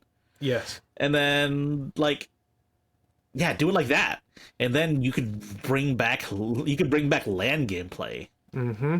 So yeah, that's how we revive LAN parties. Yeah. We just make some sort of ad hoc system. Dude, it would be fairly trivial for them to do, right? Because the whole Linux stack, really all they'd have to do is add some UI to maybe the quick access menu or something to scan for, Steam ad hoc games. And maybe the Wi-Fi hardware would also have to support like passive scanning, or probably not actually. It already can do passive scanning while you're connected to a network. So you just have to like have the API for games to be able to like advertise, hey, there's an ad hoc game going on. I think the other thing that they would have to do though is have some level of download play. So games, could say, hey, Steam, here are the files that you should send over to other clients that don't have a copy of the game already, so that they could play like one little demo level or whatever. That could be interesting. I could see that being a possibility for. Oh yeah, just steal Nintendo's. Yeah, just borrow Nintendo's ideas. Yeah, that'd be. Yeah, I mean, okay. even the PSP had download play, right? They called it something else, but it was the same thing. Yeah, they had both ad hoc and some sort of download play thingy. Yeah. Now, no. I know some people are going to say that no game's going to support it, but I promise you, there are developers out there that would absolutely go out of their way to do it. I would support it. Yeah, like Gardiner said he stopped supporting it. He stopped updating his game, but I'm sure he would go back and make that a thing. Absolutely. And I think so. It's called game sharing on PSP, by the way. Oh, yeah, I see it. Yeah, I don't think I've ever used that feature, to be honest. I don't know. I didn't know very many people with PSPs, but I knew a ton of people with DSs. Yeah, me too. I had a PSP. My cousin had one, but we also both had DSs, and we. Yeah. Yeah, man. The DS was a great time, man. I think that might have been the. Honestly, speaking of like portables, I'm kind of sad that portable games kind of sort of died out as a category of games. Like, you know what I'm talking about, right? Oh yeah, absolutely. And for the audience that might be a little too young to remember, or maybe they just don't remember, period. There used to be a point in time where games would be released on home consoles and also on portable devices, but the home console games were like kind of what you expected, like major AAA games back then, but portable versions of those games could be totally drastically different, like entirely different games. Doesn't play the same at all. Yep. I mean, Perfect Dark, when it was released on the N64, was a first-person shooter, and then if you played it on was it Game Boy? I think it was Game Boy Advance. Maybe I think it might have been Game Boy, even like Game Boy Color. It was sort of like a top-down Metal Gear Solid looking game, but was sprite-based. Yeah, like I kind of miss those sorts of games too. Yeah, and I mean, Pokemon was like the epitome of a portable game, and people didn't care about the graphics back then because I mean, to be fair, they looked a lot better back when they were using sprites. Agreed. But also, people didn't give a fuck about, oh, how come this game doesn't have like the best graphics and whatnot, right? Yeah, I mean, I do remember people were upset in the after playing Chrono Trigger, they went and played Earthbound, and Earthbound looked like, I don't know. People said that the graphics were not good in Earthbound, but that's not handheld. But, yeah, that's not handheld. That was like on the latest and greatest, the Super Nintendo. So it's people don't remember this, but even back then, people were super like concerned with graphics and making things look realistic back then, instead of it being like a specific style choice, right? Right. Like, I'm not saying Chrono Trigger tried to look realistic. Well, Chrono Trigger looked more like an anime, and I think Earthbound looked more like a Saturday morning cartoon, and people didn't like the different style. But the graphics were simpler in Earthbound for sure. For sure, yes. Yeah. Greatest game ever, by the way, Earthbound. Speaking of which, I came across an Earthbound museum, an exhibition in Japan, in Shibuya. Really? Yeah, it cost 1,800 yen to get in, so I didn't get in, nor did I have the time. Mm. But it looked really cool, though. I can send you some pictures of of it. Dude, for sure. Yeah. It looked pretty cool, though. It was the Mother Expo. They had Mother 1, 2, and 3 Mm-hmm. in there, too. Which, by the way, Nintendo still never released in America. Yep. I'm just saying, Nintendo. It's free money. Dude, Mother 3. Man. That game oh man. That game moves me. Have you beat it? I've actually never played Mother 3. You've played Earthbound though? I've played Earthbound. Have you beat it? No, but I watched the ending on YouTube. Okay. Yeah. Well, dude, that spoils it because, dude, that was the first game. That Earthbound was the first game I ever beat where the ending brought me to tears. Have I told this story before? No. Okay. So I'm not going to get into too many spoilers, but like at the end of the game, you're fighting the final boss, and he's absolutely kicking your ass. And then the scripted moment happened in the battle, and it's the first time there's a scripted moment in the battle in the whole game. And I think you probably know what I'm talking about, High Tech. Yeah. But like the game sets it up earlier by like surreptitiously collecting information. And then it uses that information it collected about you to like hit you in the fucking face with emotion. And you're like, oh my God. Like, dude, I get goosebumps just thinking about it. It's so moving. And I was probably 9 or 10 when I played it and beat it. And I was like, I can't believe that just happened. Like, wow. Yeah. Anyway, Dude. It's so beautiful. And Mother 3 is also great. Doesn't kind of have that same like wow moment at the end, but it's still really great. Maybe I should go back and beat Earthbound. Yeah, man. I recommend it. Yeah. I mean, I think maybe one day I will. But in the meantime, though, Nintendo should release Mother 3. I haven't played Earthbound 1. I mean, Mother 1, which was on the NES. Yeah, to be fair, I haven't either. It's a little too dated for my taste. I don't know. But you must. You're a huge Earthbound fan. Yeah, Earthbound specifically. What would they call Mother 3 if they brought it here? Because they certainly wouldn't call it Mother. Well, anything. They did actually release Earthbound or Mother 1, and I believe they called it Earthbound Beginnings, and they released it as I know, but I meant Mother 3 specifically. Oh, if they brought Mother 3, yeah. What would they call that? Earthbound 2, perhaps? Earthbound 2? Yeah, I mean, it kind of makes sense. Yeah. Or Earthbound Picky's Revenge or something like that. Oh, or would it be Lord. Pokey? It's hard to, I don't know, it's hard to keep track. I sure do miss handheld games, man. I know the indies. Yeah, I know indies kind of took up that spot. Yeah. But like, remember when the big AAA developers also made these smaller scale games? Mm-hmm. Dude, I do. I remember very clearly. I mean, even like something like Donkey Kong Country on the Game Boy Color was like crazy. Do you remember that? Did you ever play that? That I have played, actually, yeah. Yeah, it's like they did the pre-rendered graphics, but with a much limited color set or bit color depth, whatever. But yeah, it was. I remember being very shocked when I saw that. Yeah, I think some of the best games that I've ever played, some of my favorite games were Game Boy Advance games too. Yeah.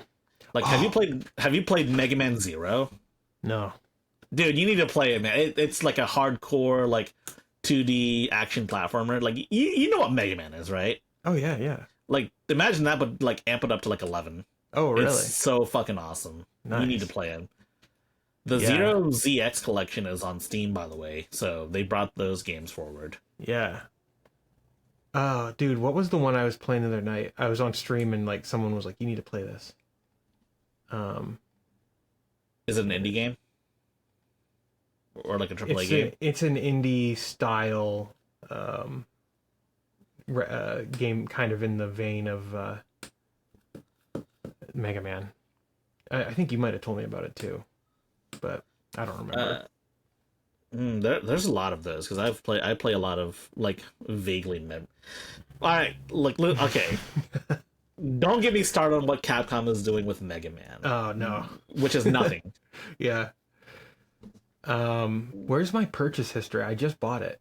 Purchase history right here. 20XX.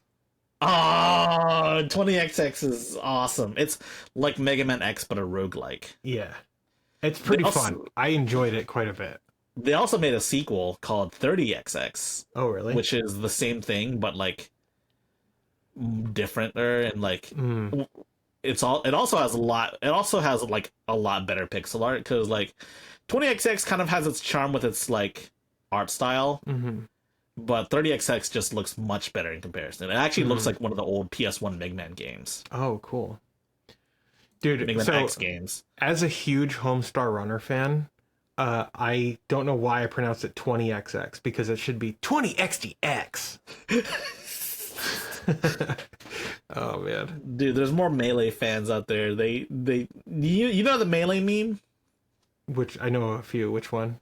The one where it's like the year is 20XX, Fox only, Final Destination, and then like it turns out to be a coin flip of it ends up being a coin flip of whoever wins because it's assumed that the first player always wins because like because of port priority or some bullshit like that. Yeah. Oh, that's funny. Dude. 20XDX. Dude, Homestar Runner is my favorite thing. I did watch that a little bit of that when I was a kid, like Strong Bad's emails probably. Yeah. Did you see the one where the Japanese cartoon email? I think I did, but I didn't get it at the time. Yeah.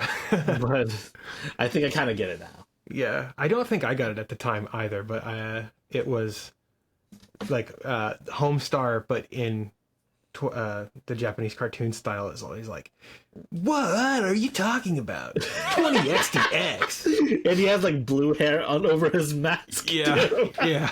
I know what you're talking about. Oh man, it's so funny. Oh man. I love Homestar Runner. I could talk about it for ages. But speaking of our favorite games of all time, because we were just talking about that, Roblox is not my favorite game. Roblox is my favorite game to hate. So Roblox just smashed their concurrent user record thanks to a war between two games. I don't know the first thing about Roblox except it's cruel and unusual punishment. Tell me what's going on here. So it's more accurate to describe Roblox as a platform because it's a user generated hellscape for the most part. And I don't know jack squat about what these games are, to be honest. Grow a garden and steal a brain rot. But the important thing is it has more users in Steam than all of Steam, which is crazy to me. I did not know that fact, and it has made me lose a little faith in humanity. It's mostly kids, though, to be honest. Yeah. This reminds me. I saw a post on Twitter like a few weeks ago talking about what happens if I lose access to Roblox, and then everyone was just like, play a real game. Yeah. I like Roblox. I played a little Roblox with my nieces because that's like the game they play. And they like to do like little like mini games like obbies and whatnot, but like a lot of Roblox games are just ripoffs of like existing games. Like they have Roblox Counter-Strike, where it's made to like emulate the feel of Counter. Like there's a bunch of people that have the talent to make actual games. Yet they just make games in Roblox. Like I promise you, if you can make a game in Roblox, you would make a lot more money probably out. Well, actually, I don't know if that's necessarily true. Now that I think about it. Yeah. I know Roblox takes like 80% of the cut, which is an insane exploitation, man. That's capitalism. Ugh. Dude, everything about Roblox sucks. And then it's just a bunch of people trying to charge up the ass for like advantages to their game. They're like these are people implementing microtransactions in their games in the form of Robux. Dude. Yeah, everything about Roblox is just not great in my opinion. The games are mediocre at best. I don't think I've played a.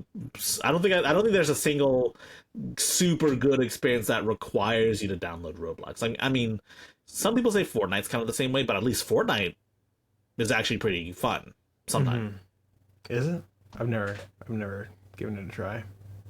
I mean, it really depends. Yeah. But Fortnite does have Guitar Hero in it now, built in. So What? like, yeah, it's called Fortnite Festival. Okay. That's crazy. I didn't know that. Oh no, they bought harmonics. That's right. Yeah, so it's literally Guitar Hero Oh, in Fortnite. wow.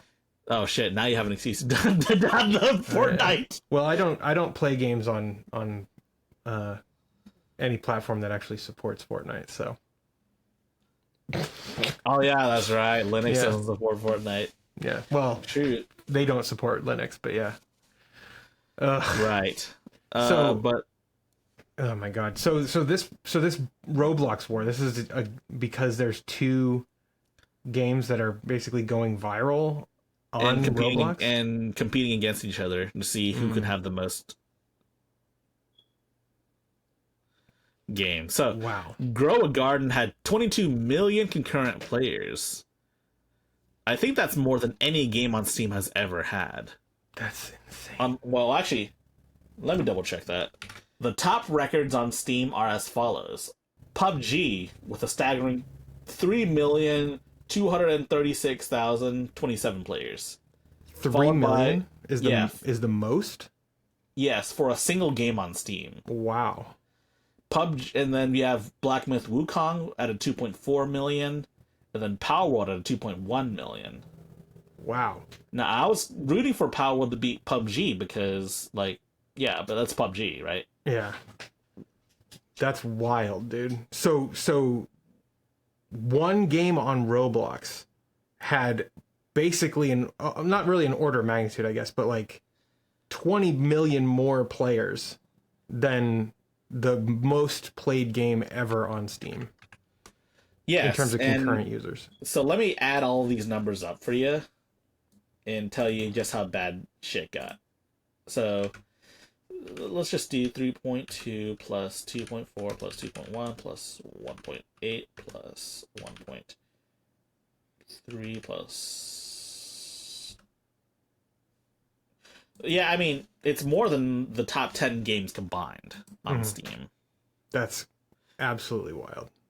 Steal a Brain Rot is not more as that 15 million, which is still a lot more than most of the games combined, but not nearly as much as Grow a Garden. What is Grow a Garden? I now I gotta see what makes this. What even is this?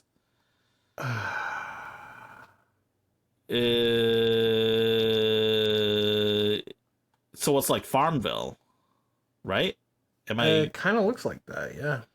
What? It's a clicker game? It's a clicker game? You're kidding. Maybe buy that's why plants. it's... So yeah, so it says it's essentially a clicker game. You buy plants, wait for them to grow, sell them, and then repeat the process, buying bigger and better plants as you go. Plants grow offline, so players are incentivized to get their garden all set up and log back in each day to harvest. Wait, so the plants grow offline? Why are there 22 million people on at the same time? I don't understand. I am very confused by this. I think we are officially boomers, dude. Dude, Some kids are gonna come here and be like, okay, boomer. And then that's just gonna be that. I think it should give our listeners confidence, though, that we don't play Roblox and we have no idea why this would be popular. I wish James were here. He'd make some snarky remarks on Roblox. Yeah. Yikes. Dude, this is just bananas to me. I can't. That just shows you that, like, if we made a browser-based clicker game, it would probably do really well. Damn. Why don't you do that, Gardiner? Why don't I do that? You can call it the heavy element, and then you invest in different elements, starting with hydrogen, and then you go all the way up to The ones that don't have official names yet, like UUB or whatever. Yeah. Well, I mean, yeah, you definitely. What if you called it click a star, and you have to like create a star that forges specific elements? That would be kind of neat. That would be kind of. Gardner, you know what to do. What? Make it happen. You gotta make, I gotta it, make happen. it happen. Okay. But anyways, this is insane. Yeah. I can't believe this. Whatever. I mean, to each their own, yeah. But in addition to this, Roblox also made a significant change to their mature content policy. So what I don't understand is why Roblox even has mature content to begin with. Yeah, no, that doesn't make a whole lot of sense to me. Yeah, like Fortnite, I don't believe has mature content the same way, like the same way fucking Roblox does. Mm-hmm. So I also found it really weird that they restricted their mature content behind 17 plus as opposed to 18 plus. I have a hot take that I'm just not going to share, but I think there's some real corruption at the top of Roblox company. I think so too. Yeah. Were you there? Were you there that week when we talked about how Roblox banned a guy named Schlep? I don't think I was there for that. Yeah. So do you know anything about this story at all? I've seen some coverage of it, but not a whole lot. So essentially, Schlep was a PDF hunter. Yeah. But I hate saying that for like self-censoring on YouTube. Yeah. It's bullshit. Yeah. Anyways, he was a predator hunter on Roblox who would, and he worked with authorities and he got a couple of successful arrests, right? Mm-hmm. But they banned him and they sent a cease and desist. They threatened legal action against him. Which is terrible because apparently it's more than just doing content. It's like personal for him because apparently he himself was a victim on Roblox. Yeah. I mean, I was going to say, like, it probably isn't that difficult to find out these predators, Yeah. And so, but rather than Roblox doing the right thing, they instead decided to they decided to like sue him. They're legally threatening him. And this has caused a cascade of like terrible things happening to Roblox. For example, Chris Hansen is investigating them with Schlep too. And I think this is in response to that because they definitely wouldn't have done this change otherwise. Right. Yeah, so starting today, okay, this is what the announcement says. Starting today, users under the age of 18 will no longer see search results or recommendations for experiences with restricted content maturity labels. Reasonable minds must inquire, why was this not the case before? This change will decrease the visibility of content that may not be age appropriate for younger audiences. Holy crap, my blood is boiling. Later this year, access to experiences with restricted content maturity labels will be completely blocked for all users under the age of 18 and increase from the current 17 plus requirement. Please refer to our restricted content policy for more information on what is permitted in these experiences. Hi, Tech. Can you explain to me why mature content was being advertised in search results to children? Don't ask me, man. Ask the Roblox CEO. Well, so I will say that it's genius on their part because kids always want to access things that they know they shouldn't be accessing, right? But also, it is highly wrong. It is like the height of villainy to do that, right? Like it's genius in an evil genius kind of way, and so. As if I needed a reason before to hate Roblox. Like I didn't even understand that they were advertising restricted content. Yeah, like this I actually was not aware of at all, to be honest. Yeah. I don't know jack squat about Roblox. Even Steam, which is like literally laden with adult content everywhere, requires it to be like opt-in. Like, you have to go out of your way to enable that shit. Right. This is So this is enabled by default for anyone that just joins Roblox. What I don't understand is why they couldn't just restrict access to this restricted stuff immediately instead of having it be later this year. Yeah. That boggles the mind. I also don't understand why it was 17 plus to begin with. Like, I think I get it why now. I think it's because they were trying to follow like the ESRB standard of like M-rated games being 17 plus instead of 18 plus. That is the weakest cop-out. That probably is. Yeah. But it's the only explanation I can actually think of. Ugh. Which begs the question, why are M-rated games 17 plus instead of 18 plus? Why do we have a separate category for that altogether? Well, so a lot when it comes to like ESRB ratings, my understanding is that there was a lot of pressure from retailers. They didn't want they wanted like an adult only category, and they didn't want that to be like confused with mature ratings. I believe that's the answer, but I don't know for sure. Well, that sounds kind of stupid, but Yeah. I guess whatever. The ESRB is stupid anyways. Yeah, it's super corrupt as well. The ESA as a whole is corrupt as well. Everything is corrupt, to be honest. Oh, dude, we live in the dumbest timeline. But yeah, I mean, so it says here that you need an ID, a government issued ID, which is a little bit of a step up from what Steam is doing, which is just having a credit card on file. Yeah. Do we think it's better or worse having a government ID? I mean, like, look, if you have a government ID, if you have a credit card, like, if they're not doing anything to actually verify that the person submitting it is the person who, you know, those things belong to, then it's kind of a moot point, right? Like, a kid could just, you know, snap a picture of their mom's credit ID, and if they're not verifying it, I don't know if they are or not, but like, I don't know, it feels like the absolute minimum they could be doing. So I don't know, what do you think about it? I think I think it's a fair point. I think they do have to ensure that these IDs they belong to the person that the people that claim who they are. Mm-hmm.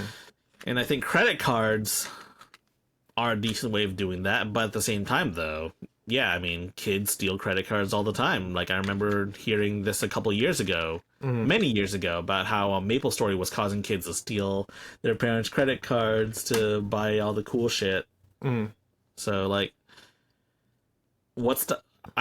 but to be fair, though, I think really you should really be locking that up and preventing your kids from getting access to that to begin with. I think at the very least, you can, you know, be a good parent. Yeah.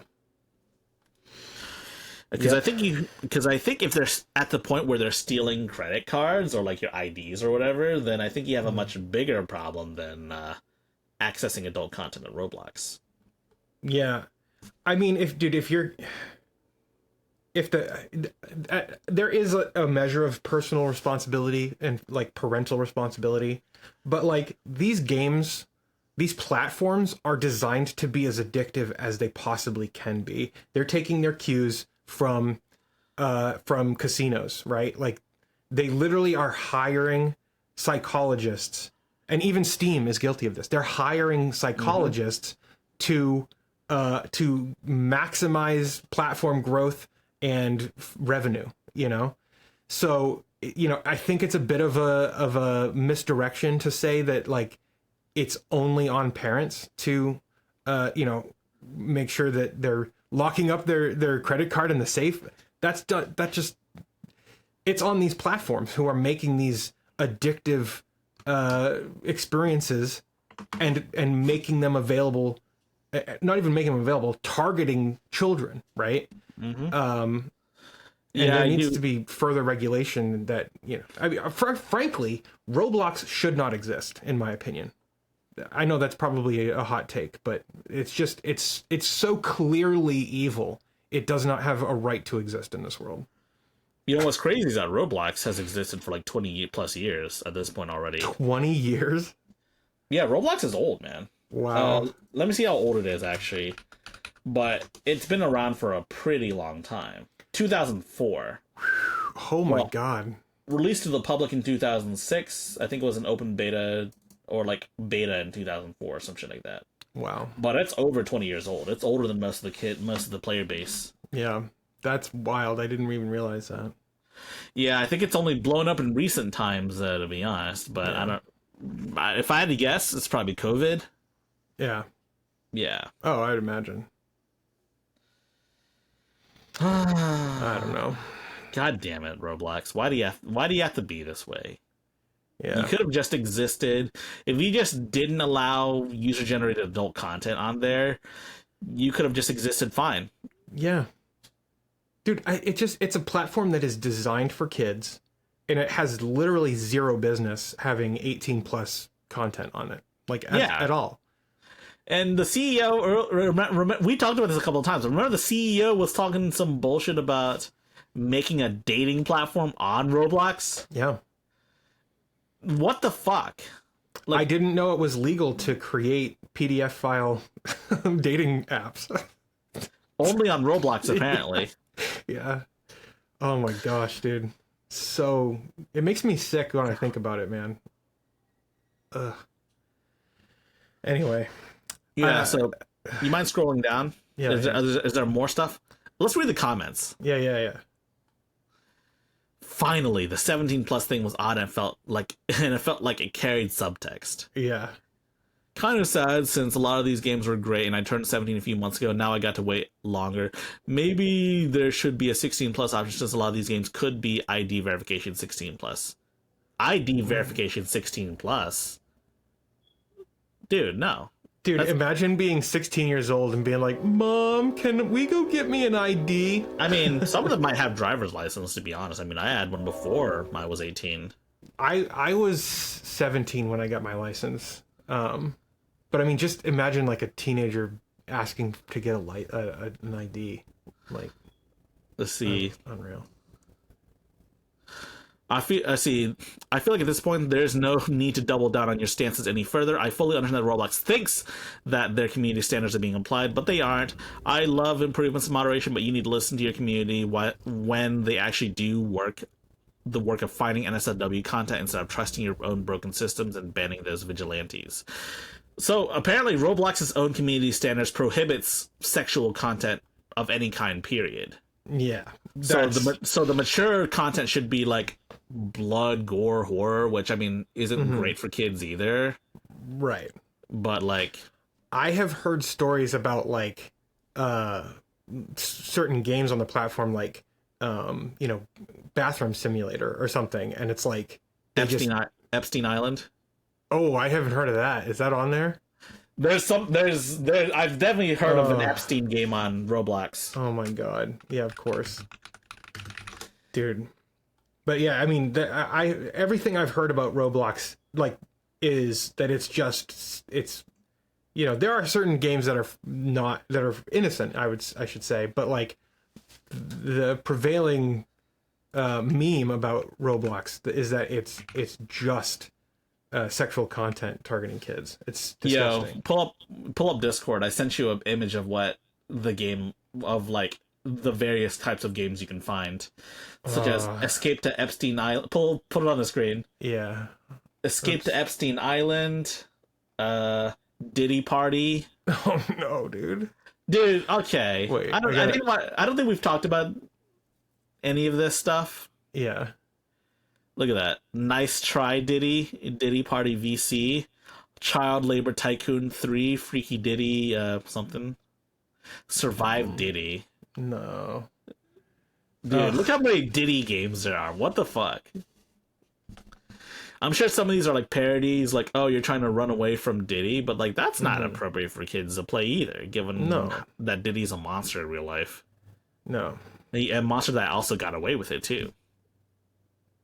Yeah.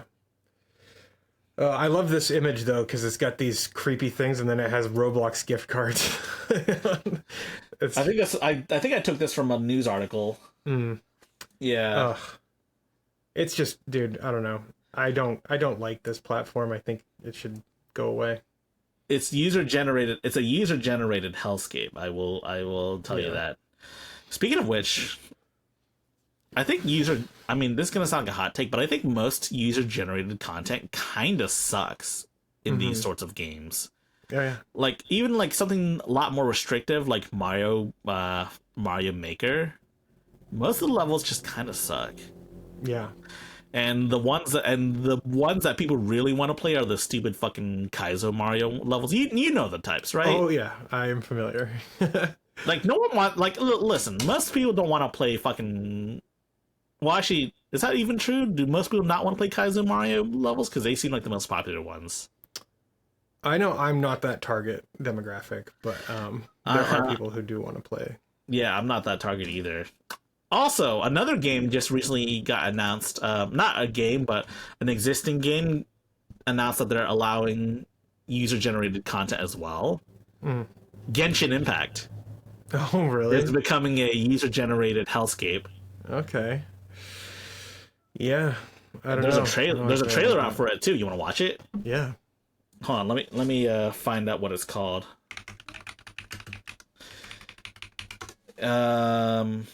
Let me link it to you. Actually, there we go. It's on Discord. I find it interesting that games are pivoting towards being user-generated content. Yeah. Even like a gacha game like this that's like insanely profitable. Yeah, well, why wouldn't they? I mean, they could monetize it again, or it Oh, look, it's Overcooked. I was about to say that looked like familiar. And tower defense, Yikes, so, dude. Here's the question: are the Chinese going to be a little more strict about adult content on this user-generated Genshin space? I would be surprised if they allow UGC on like the Chinese servers. Will they? I don't know. But I mean, it makes sense. It makes sense for them to allow it in the US because, they can make the game more addictive that way.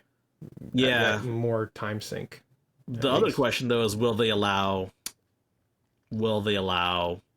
mature, quote unquote, mature content? Probably not, right? I mean, I wouldn't imagine so, but Roblox did apparently. Dude, I wouldn't be surprised if they do in the US. God damn it. Yeah. I don't know what to make of this besides it exists. Yep. I'm not a fan. I'll say that. I might try it out just for shits and giggles, because a lot of my audience is interested in playing Genshin Impact on the Steam Deck. Yeah. It's still some of my most popular content for Steam Deck stuff, so I guess I'll have to give it a try. But in the meantime, though, don't let your kids play Roblox. No. And don't play Roblox. Yeah. Yourself. So here's the deal. If you're the target audience for Roblox, you should not play it. And if you're not the target audience for Roblox, you should not play it because you're a creep. It's just don't let your kids or like nieces and nephews and stuff drag you into playing Roblox because it's also not that fun, to be honest. No. Well, dude, here's the thing. I said this in my news video. Like, it's one thing if you're playing it with your own kids or your family, right? That's whatever. But like, in my most recent news video, I had to address the fact that I'm on the record saying that I just don't like online multiplayer games. And the reason I don't like online multiplayer games is because, most of them, if they're like mostly online multiplayer like Fortnite, they're just not fun, right? Like, the only reason you're having fun is because you're playing with your friends, Like, at least for me, that's how it seems. And so it's like, with Dome Keeper adding multiplayer, right? Like online multiplayer and split screen. The reason that I'm excited about that is because the game's already extremely fun on its own, right? And then you add on playing with your friends, and that brings it to a whole other level, and it feels like a natural extension of the gameplay. But like when a game requires you to be playing against other people, it just takes all the fun out of it for me. So you're not going to be playing Domekeeper PvP? Oh, I don't. Does it have PvP? I thought it was PvE. Let me see. I think it was both, but let me double check. I think it could be both, but I'll play it no matter which way. Like, because I'll be playing it with like you and James probably. But like the game's already fun by itself, right? Like that's the whole point. Is like the game is fun, and then I can add on to I can extend my fun by playing it with other people. And like it was like that with Minecraft too. It was like I started playing Minecraft, and this was before they had really figured out networking in Minecraft, and I was like, you know what would be really fun is to be able to do this with my friends. And then when they added it, I was like, oh, here we go. This actually, is really fun. But other than Minecraft and Spelunky and games that have, that are innately single player. Yeah. Once you add your friends in and you've already been having fun as a single player experience, that's when playing online games makes sense to me. So Domekeeper does have, it's not like direct PvP where you fight each other, of course, but it's like you're competing for the same resources, and you just end up playing tug of war with the resources, like literally too. It looks awesome. Yeah, it's super exciting for me. So yeah, play Domekeeper, don't play Roblox. Yeah.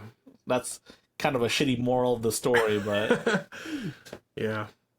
But I mean, with that, we're actually just at about 2 hours here, so it's been a heck of an episode.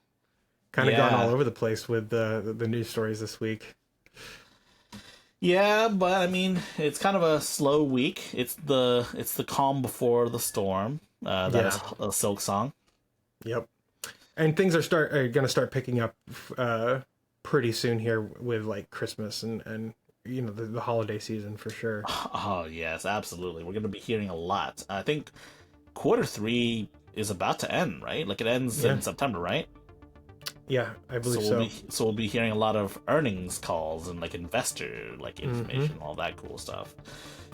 Yeah. So I mean, I'm not sure what to make of it besides stay safe, everyone.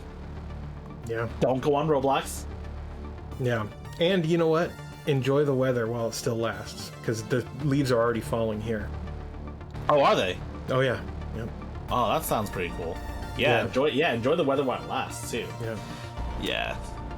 Do anything but Roblox. Heck, you could even play the, like, user-generated Genshin Hellscape if you wanted to. Unless that also has the same problem.